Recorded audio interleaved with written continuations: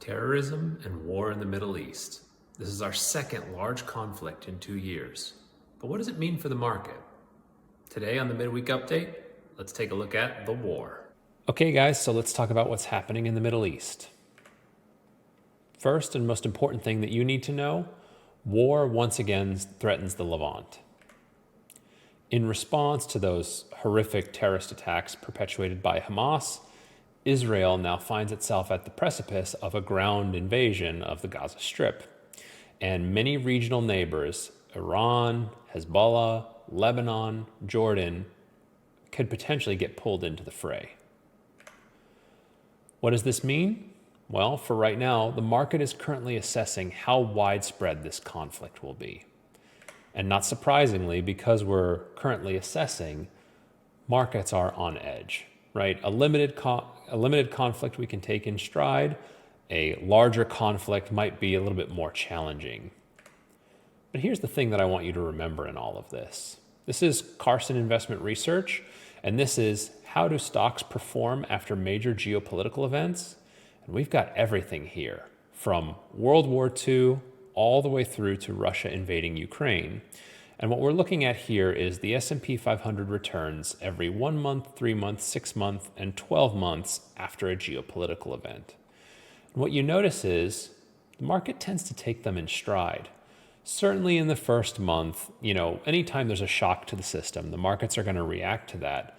But then as time goes on, as you get 3 months, 6 months, and 12 months into the event, the market tends to be pretty resilient and can very often shrug off what's happening on the geopolitical front. And where I've been spending a lot of my time has been on those scenarios where the market didn't recover, what was happening at that time.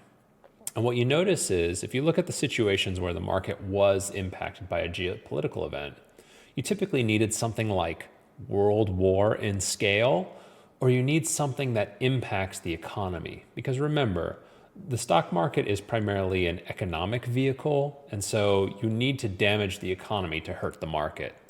So World War II, not surprisingly, a world war is certainly going to impact the market because it's going to change economies, all these sorts of things. This is what everyone's afraid of. This is the Yom Kippur War and the oil embargo in the early 70s.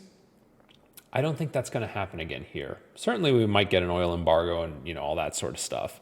But I don't think the market's going to react the way it did in the 70s to that if it were to happen today, simply for the sole fact that the United States is an energy exporter now. We produce all the oil and gas that we need, and in fact, we have a surplus of it, and we sell our oil and gas to Europe right now primarily. So this 40 and 35% drop in 12 months, this was solely because of the oil embargo, lines to fill up your tank at a gas station. We just don't have that scenario anymore. The US produces its own energy. So, and then the final set of ones that I focus on, these were geopolitical events that just so happened to coincide with market upset. So things like the terrorist attacks of September 11th, we were already in a recession. We were coming down off the tech bubble anyway. So I'm not surprised that we see some drops there. Bear Stearns, Lehman, 2008. But for everything else, for every other scenario, provided we're not going to get a world war, provided we're not going to have an oil embargo that somehow the US is not able to make up for, and provided that we're not going to fall into another sort of bear market, in every other scenario, for the most part, Kennedy assassination, Tet offensive, Iraq war, London subway bombing, Brexit, bombing of Syria, North Korea, and nukes. There's a lot of stuff on this page.